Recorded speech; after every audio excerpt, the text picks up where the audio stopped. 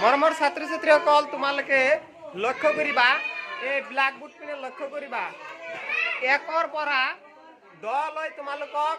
ইয়াত লিখিবলৈ দিম গতিকে 1 পৰা 10 লৈ লিখিম 1 2 লিখিম আমি প্ৰথমে ইংৰাজী যিবিলাক সংখ্যা আছে এইবিলাক আমি লিখিম ইয়াত তোমালোকে চাই লবা আমি ছবি আঁকিম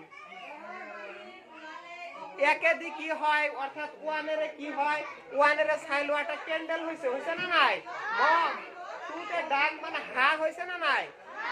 আর তিনিরে পখিলা হইছে চারিরে নাও বানাইছো পাঁচেরে কি হইছে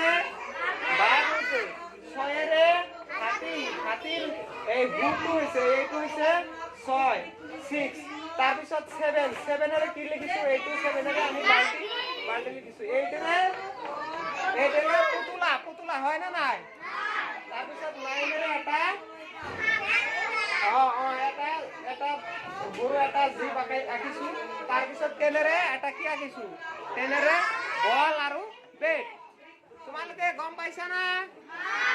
তেনেহলে এইবিলাক তোমালোকৰ সহজতে মনত থাকিব না নাই থাকিব গতিকে তোমালোকে সকলোৱে ঘৰত ভালকে পঢ়িবা না নাই তেন্তে গুৰুত্ব সহকাৰে সারে জি পড়া দিয়ে হিয়ে তোমার হেটু পড়াই তোমালোকক পড়ি আহিব লাগিব না নাই লাগিব হয় না